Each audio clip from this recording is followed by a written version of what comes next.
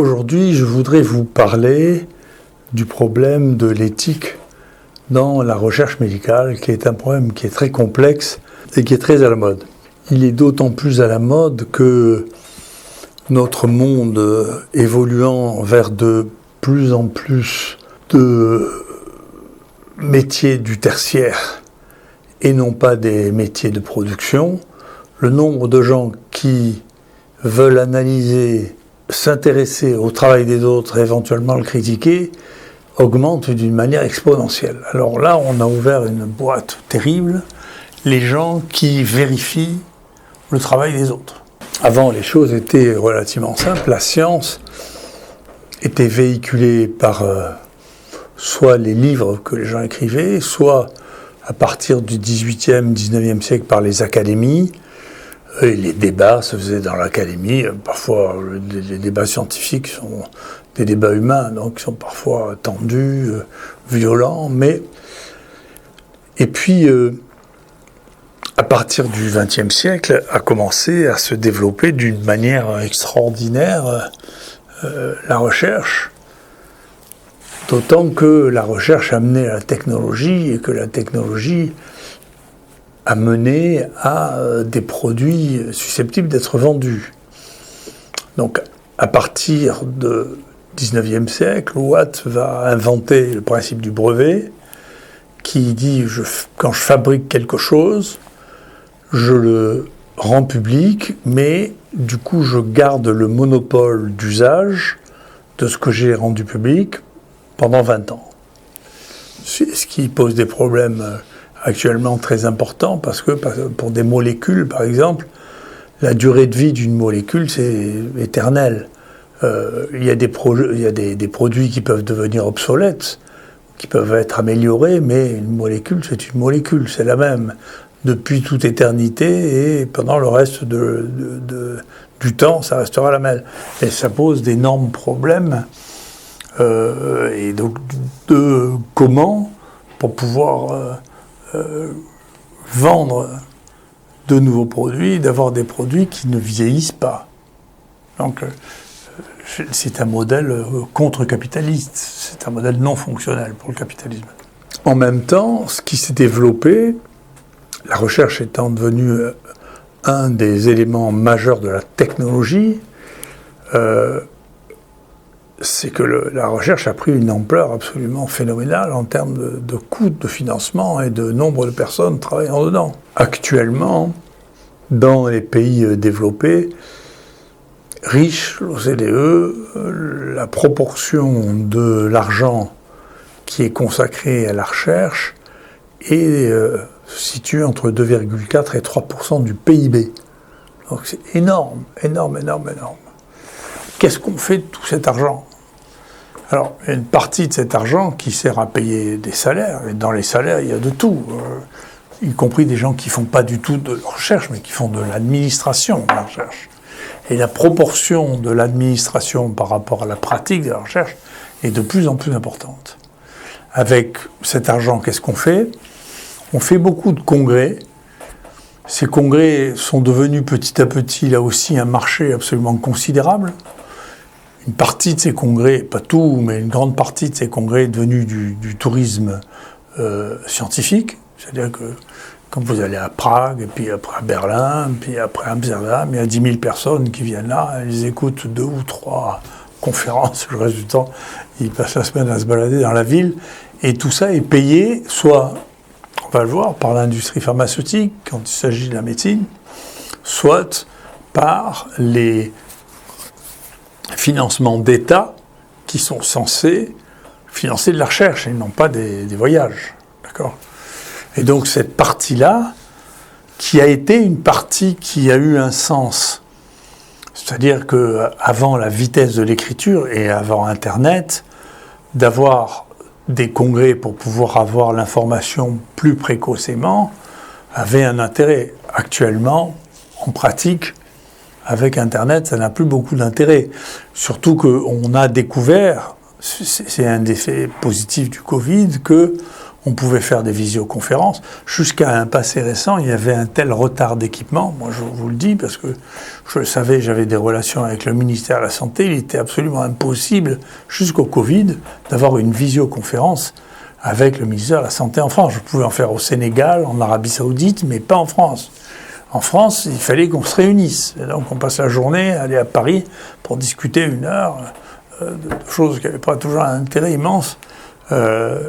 Donc, de plus en plus, on peut espérer, parce que ça coûte infiniment moins cher, et puis c'est vraiment dans la stratégie actuellement de l'économie carbone, quand même, c'est de faire des visioconférences. On peut faire des conférences comme ça. En plus, ces conférences sont stables, on peut les enregistrer, c'est ce que je fais. On peut les écouter 1 an, 2 ans après, 3 ans après. Et donc, c'est extrêmement important de voir ce changement. Mais c'est un changement qui sera difficile parce qu'il représente tout un mode économique d'un coût extraordinaire, des milliards. Les conférences dans le monde, ça représente, pas que les conférences médicales ou scientifiques, ça représente des milliards. Tous les déplacements, les hôtels, les per diem, c'est-à-dire le fait qu'on paie les gens qui passent un jour là-bas pour manger, boire, etc. Tout ça est un marché colossal. Et comment on détruit un marché de cette nature-là? Les marchés qui représentent des milliards comme ça, ils se défendent. Hein. Donc c'est très compliqué quand on est rentré dans une branche qu'on appelle la dépendance au sentier. Hein. Une fois qu'on est rentré dans une branche, c'est très très difficile de sortir de cette branche. Donc la diffusion de l'information s'est d'abord faite effectivement dans les académies. Elle s'est faite ensuite les académies qui avaient des journaux académiques et puis des congrès qui étaient des congrès limités de quelques centaines de personnes, des séminaires. Déjà à l'époque, il y avait des gens il y a toujours des gens qui sont plus lucides, qui sont en avance. Il y a un homme génial qui s'appelle Arthur Koestler, qui avait fait un livre là-dessus qui s'appelait les Call Girls. Et il disait que eux, les scientifiques, étaient en réalité les call girls et qu'on les promenait dans les congrès comme ça, mais qu'en réalité, ça n'avait rien à voir avec la science. C'était une manière de faire du tourisme scientifique, et pas d'ailleurs que scientifique, parce que c'est des lieux de rencontre. Hein. Donc, c'était une des manières de fonctionner. Et puis,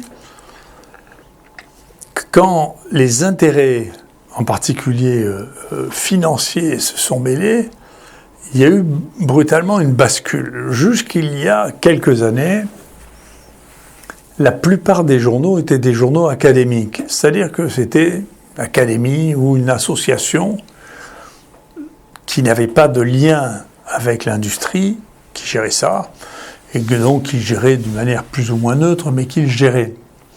Et puis tout ça, comme dans pratiquement tout ce que nous avons pu voir évoluer dans le monde, petit à petit a été regroupé dans des consortiums absolument extraordinaires, énormes. Elsevier, les plus grosses boîtes au monde, Springer Verlag, les plus grosses boîtes au monde, et là-dedans, les investisseurs sont les mêmes. Je ne veux pas être traité de complotiste, mais enfin, dedans, vous allez retrouver BlackRock, Vanguard, c'est-à-dire les fonds de pension américains, qui sont des investisseurs majeurs. C'est-à-dire que vous ne pouvez pas faire les choses s'ils ne sont pas d'accord. D'accord? Parce que si vous retirez 5% de vos actions, ou 10% des actions que vous avez dans une boîte, je peux vous dire que l'action de la boîte, et que vous le faites savoir, l'action de la boîte, ça se casse la figure. Donc, les gens sont prisonniers, ils n'ont pas besoin d'être majoritaires. Oui. Et donc, vous vous retrouvez dans une situation dans laquelle, en réalité, la diffusion de la connaissance maintenant n'est plus une diffusion académique. Très, très, très peu de journaux qui sont maintenant autonomes, très, très peu. Et du coup, eh bien, il y a très très peu de journaux qui ont une liberté vis-à-vis des gens qui les payent. Moi, je crois que c'est celui qui paye qui décide, pour tout. Sinon, les gens s'en vont. Et donc, il reste très peu de choses. PNAS, qui est le journal de l'Académie des sciences, il y a des journaux qui ont tenté de garder une espèce d'autonomie, mais qui ont été submergés. Et puis, donc, on se retrouve avec plus un journal est puissant, plus il devient la cible de la publicité officielle ou déguisée. Par exemple, moi j'avais remarqué ça il y a quelques années dans Nature, parce que je m'intéressais aux probiotiques, et il y avait des numéros réguliers. Alors personne ne déclarait, je reviendrai sur les conflits d'intérêts, personne ne déclarait des conflits d'intérêts quand ils étaient payés par les boîtes de probiotiques. J'avais l'habitude de faire, quelques-uns le faisaient pour les médicaments, mais pas pour les probiotiques. Non. Si vous étiez payé par Danone, Yakult, Nestlé, personne ne le mettait. D'accord ? Mais vous aviez, une fois par an, un numéro spécial de Yakult ou un numéro spécial de Nestlé. Donc, si vous faites, le numéro spécial est entièrement payé par Yakult ou Nestlé. Donc, le journal, ça va devenir un point très très intéressant, le journal lui-même a un conflit d'intérêts puisqu'il est payé pour publier des articles qui ont été commandités par l'industrie. D'accord ? Et donc, ça devient très difficile puisque si le journal entier a un conflit d'intérêts, comment on sort des conflits d'intérêts ? D'accord ?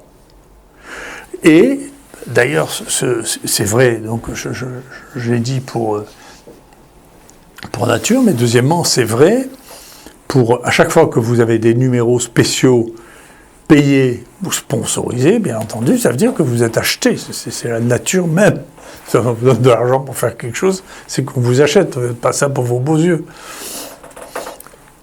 La deuxième chose, c'est qu'on a vu les deux grands journaux médicaux faire une espèce de mea culpa, si vous voulez, parmi les 4 derniers rédacteurs en chef du New England Journal of Medicine, qui était le journal le plus cité, le plus coté du monde en médecine, on dit on ne peut plus, ce qu'on publie, ça n'est plus vrai.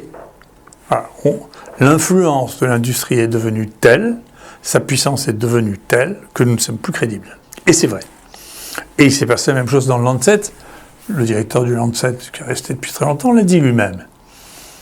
Et d'ailleurs, c'est facile à voir parce que, je ne sais pas d'ailleurs pourquoi, ces scandales, on voit des choses qui sont... Enfin, je sais pourquoi, pour les mêmes raisons. D'ailleurs, je sais les mêmes qui financent. Toute la presse est financée par Bill Gates qui finance le monde, l'industrie pharmaceutique donc aussi bien la presse ordinaire que la presse scientifique est financée. Voilà. Et donc, pourquoi le scandale du Vioxx qui a tué 60 000 personnes n'a pas fait de drame répétitif dans la presse? Je ne sais pas qui en a entendu parler, 60 000 morts. Hein. Et on sait que des résultats faux ont été publiés dans le Lancet, dans le New England, et par la FDA, qui est le gendarme de la biologie, qui sont tous excusés après, on n'aurait pas dû.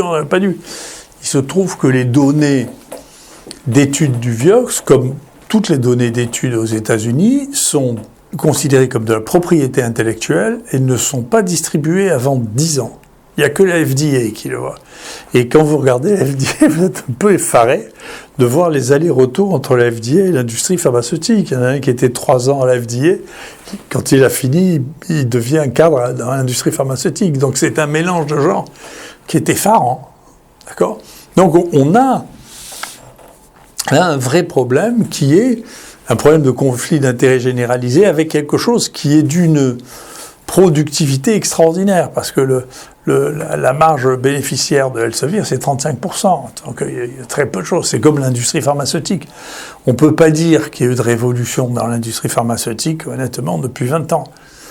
Sur des maladies qu'on n'arrivait pas à soigner, qu'on a à soigner, à part des maladies qui sont des niches, des maladies orphelines. Et donc, mais leur chiffre d'affaires, c'est 35%. Ils sont condamnés tous les ans aux États-Unis parce qu'ils ont triché, acheté des médecins. Tous les ans, ça ne change rien, on n'en met pas un en prison. L'Oxycontin, on considère que c'est 500 000 morts. Ça devrait devenir, je ne sais pas, le scandale du siècle, ce truc. Mais ça ne le devient pas. Demandez dans la rue, vous connaissez Oxycontin, ceux qui le connaissent, c'est qu'il y a des gens qui ont fini par faire une série sur Netflix, alors ils regardent la série sur Netflix, et donc, une série, ils ne savent même pas si c'est vrai ou pas vrai, la série qu'ils voient sur Netflix. Hein. Donc, oui, c'est vrai.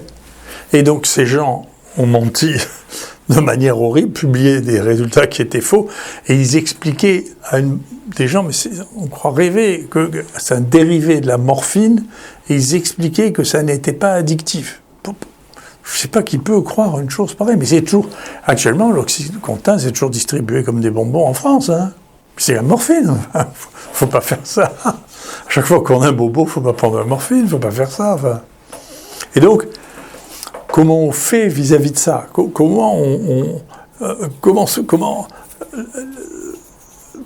tout ça, on remet ça dans une perspective qui est éthique? L'éthique, ça veut dire la morale. La morale, c'est compliqué parce que il n'y a pas de morale transcendante. Donc, tous les hommes et toutes les civilisations n'ont pas eu les mêmes morales. Nous avons eu, l'impression, notre civilisation, avec la civilisation dite des Lumières, d'avoir une morale qui est universelle. Mais c'est notre opinion à nous. Par exemple, nous, dans notre morale, on n'est pas cannibale. Oui, mais jusqu'au XVIIIe siècle, même, jusqu'au XXe, il y avait des situations dans lesquelles on était cannibale. Donc, c'était pas amoral pour eux. Il y a une maladie, la maladie à Prion, qu'on a trouvée. C'est une maladie parce que les gens mangeaient le cerveau des gens qui étaient morts pour prendre leur force. Pour eux, c'était pas du tout. Ils ne tuaient pas pour leur manger le cerveau. C'est quand ils étaient morts qu'ils leur mangeaient le cerveau. Donc pour eux, c'était parfaitement, non seulement moral, mais c'était utile. D'accord ? L'avortement, c'était à la mode, là, ça vient de passer dans la Constitution. Avant-guerre, mais dites, il y a la peine de mort pour les femmes qui faisaient des avortements. D'accord ? Donc la morale, ça change. C'était pas la même. D'accord ? Donc, il faut faire attention quand vous voyez, chez nous, on est pour le mariage des homosexuels, et en Ouganda, ils sont pour la peine de mort pour les homosexuels. Donc, d'accord ? Vous voyez, la morale, c'est pas quelque chose d'universel. Alors, la morale, c'est le témoin d'une civilisation. Dans une civilisation, bien, on a telle ou telle morale, et on a telle ou telle chose qui est acceptable ou qui n'est pas acceptable. Et l'idée que la morale est qu'il y a une morale universelle est une idée qui est naïve et dont on se rendra compte de plus en plus qu'elle est naïve quand nous n'aurons plus, nous en Occident, la maîtrise de la communication. Tant qu'on a la maîtrise de la communication, on peut croire que les gens sont tous d'accord avec nous. Quand on n'aura plus la maîtrise de la communication, on verra que c'est pas vrai. Hein. Moi, j'avais été surpris, le nombre de pays dans lesquels on mange du chien, par exemple. Chez nous, on ne mange pas les chiens. Je vois pas, d'ailleurs, pourquoi. Donc, ça avait été une des premières surprises, d'ailleurs, des Espagnols, quand ils ont fait la conquête du Mexique, c'est de voir que les Mexicains mangeaient les chiens. C'était un de leurs aliments. Au lieu de manger les porcs, ils mangeaient les chiens. Moi, je suis allé en Polynésie, on mangeait les chiens. Les Chinois, ils mangeaient les chiens. Au Vietnam, il y avait encore... Maintenant, ils le cachent parce qu'il y a trop de touristes, mais il y avait encore des étals avec des têtes de chiens affilées les uns à côté des autres, manger les chiens. Donc, c'est notre point de vue qu'il ne faut pas manger les chiens. C'est adapté à notre morale. Mais, si vous voulez, sur le plan biologique, de manger un chien ou de manger un petit cochon, c'est pas radicalement différent, sauf que nous, on a des chiens apprivoisés qui sont nos animaux de compagnie, et donc on ne veut pas manger des animaux qui ressemblent à nos animaux de compagnie. C'est ce qui est compréhensible. Je reparlerai de ce problème de l'éthique animale. Donc, on est dans un monde dans lequel l'idée de la morale même est une morale, et il faut avoir conscience que la morale n'est pas transcendante. C'est pas tabou. Les psychanalystes, et en particulier Freud, peut en parler du tabou de l'inceste, mais enfin, il y a des civilisations entières dans lesquelles on épousait sa cousine germaine, sa sœur, tout ça n'a rien d'universel. C'est dans notre civilisation, évidemment, chez nous, la polygamie est quelque chose qui est pas acceptable. Enfin, il y a une partie de la population, plusieurs milliards, qui non seulement acceptent la polygamie, mais qui sont polygames. Il y a eu des polygames, mais il n'y a pas beaucoup d'exemples. Mais il y a des polygamies, ça ne veut pas dire un homme qui a plusieurs femmes. Hein, c'est quelqu'un qui a plusieurs partenaires. Donc il y a eu des polygames femmes, par exemple. aux marquises, c'est très bien décrit, hein, qui avaient plusieurs hommes. Donc ça existe aussi. Donc c'est pas, il n'y a pas les civilisations humaines, elles ont une imagination qui est considérable. En particulier celles qui sont. Pourquoi c'était possible aux marquises et pas répandu ailleurs? C'est parce que les marquises étaient isolées. Ils étaient aussi cannibales. Hein. Ils étaient cannibales et les femmes étaient polygames. Et donc c'était une civilisation un peu à part. Hein. Enfin, moi j'y suis allé aux marquises. C'est vraiment très loin. Hein. Donc ils étaient isolés, ils pouvaient faire ça tranquillement. Personne ne le voyait. Hein. Donc voilà, la morale, eux ne se sentaient pas des êtres immoraux du tout. Hein. Donc c'était leur morale et leurs habitudes.